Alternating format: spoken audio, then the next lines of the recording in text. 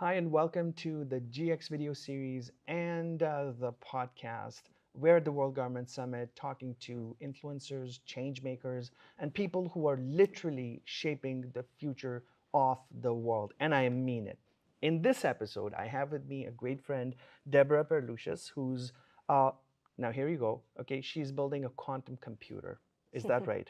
That's correct. We're going to hear Helping. we're going to hear all Yeah. about it. Tell us about you. You have such a list of accomplishments. I want you to tell us which ones would you want to start with. Thank you, Ian. Well, I grew up in Mexico City and in a conservative community that discouraged young girls from pursuing a career in STEM, in science, technology, engineering, and math.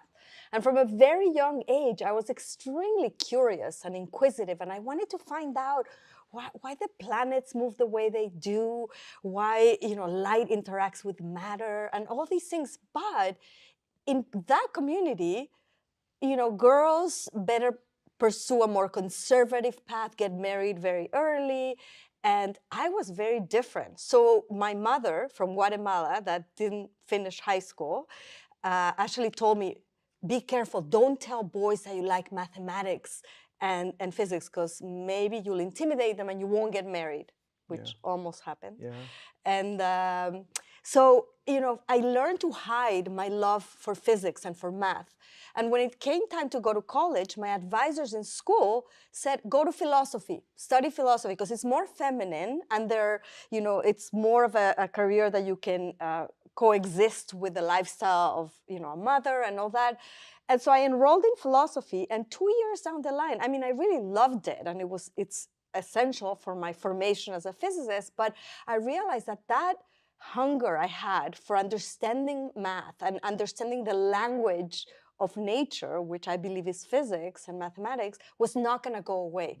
So behind everyone's back, I started to read stories about obscure physicists like Tycho Brahe, and my son's name is Tycho because of him, and they were my heroes. And I said, one day I'll have, as a companion, I'll be lonely and maybe I will be antisocial, but I'll have physics and my meticulous observations with me.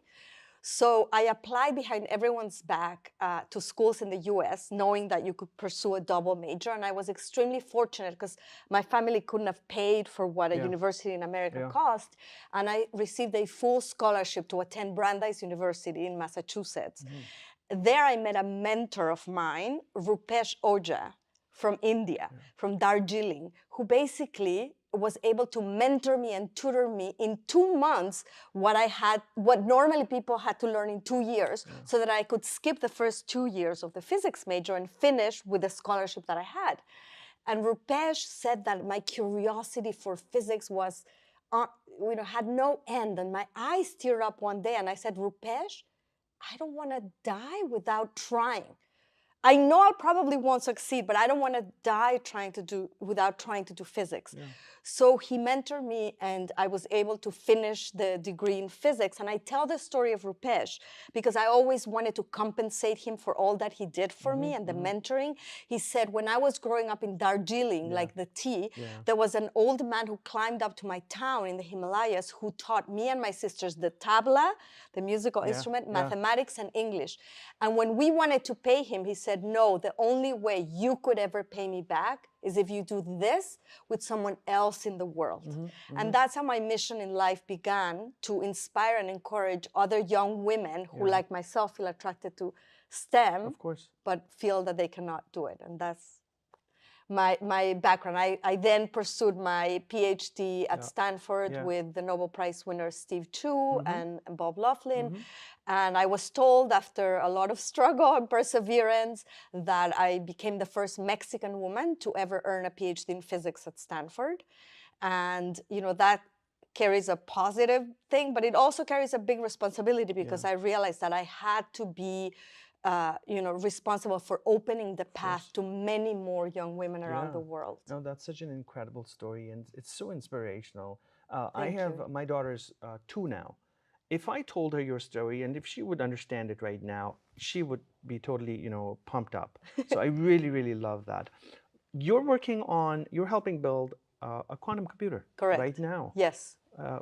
Sounds very easy, Yeah. right? Well, if you saw a picture, I'm currently in Finland, and the team in Finland is building a superconducting quantum computer. So there are many different platforms with which you can build a quantum computer. It can be a photonic, meaning an optic one that's at room temperature, so it's a little easier to build. The superconducting kind is difficult because you have huge dilution refrigerators that are supposed to cool down the elements inside a quantum computer to minus 270 degrees. So this is colder than outer space, than anywhere in the universe. Yeah, wow. And so you have to cool down, and we use Josephson junctions, which are a kind of device, very, very tiny. Of course, you need a microscope to see it, that actually mimics or gives a response in quantum states. Yeah. And so that opens the possibilities of quantum computing, because instead of like a classical computer where you just have bits, which are ones and zeros, which only means passing current through a wire or not passing, now you have a qubit has a number of possibilities because it has many more states that it can be in at the same time. So by opening these for each qubit, you are essentially opening the doors for a much more complex calculation. And also we're harnessing the power of nature, because nature is or follows the laws of quantum physics. So by harnessing that, we're able to simulate molecules and discover new drugs, new materials, etc. So it's quite incredible. So how can we inspire the next generation of female quantum computers right here in the UAE, and then of course across the world as well? What do they need to do right now, literally? So I'm writing a book especially for young girls from 14 to 16 years old. And it's a super powerful girl that has quantum properties, like quantum superpowers. And it's all about having leadership and curiosity and building confidence to fail, because science, we are taught, and especially as women, there's research showing that we have the fixed mindset more often than men have it, which means that we, as women growing up, we tend to believe that our intelligence is fixed, that it cannot grow. And so we tend to choose careers and topics that come easier to us.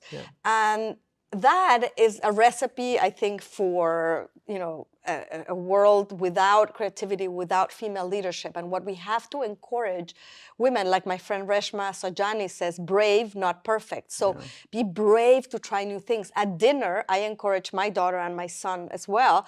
And I tell them every Friday night when we do family dinner, what did you like this week? But what did you fail at this week? Because if they haven't failed at something, it means they didn't try hard enough. They didn't, encourage themselves to learn a new skill. And I think that's how we should encourage young women. And of course, I'd say early intervention. There are books, Quantum Mechanics for Babies, even. And, just talking to kids, because it's their generation, the 5 and 6 year olds are the ones that are going to be using quantum computers, not mine. So we should enable that future for them. That sounds exciting. You're here at the GX Talks, and you're talking about something very important. What is it going to be? Because of my background in physics and my interest in how science affects our everyday lives, I became a futurist, which simply means that I look at different technologies and their path and what it takes for them to be adopted by the masses, and what will stay, what won't, etc.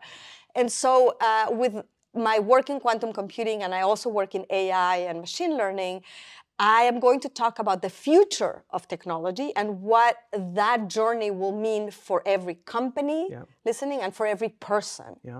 Excellent. Do you have a personal website where our viewers and listeners can find you? Absolutely. It's www.sciencewithdebbie, DEBBIE.com. Excellent. I'm also on Insta and Twitter with @DebbieBere. Debbie, DEBBIE, BERE. And Debbie's talk will be available on this channel. And if you just scroll down, her talk here at GX Talks will be available as well. Debbie, I can't thank you enough for your time. Thank you for inspiring people across the world, girls, boys, all of them, because we need people like you who really shine and help us just solve quantum computing. Yeah. All right? Easily done. Yes. Thank you, Thank you so Ian. much. All right. It's been such a pleasure. Thank you, everybody, and we'll catch you in the next episode.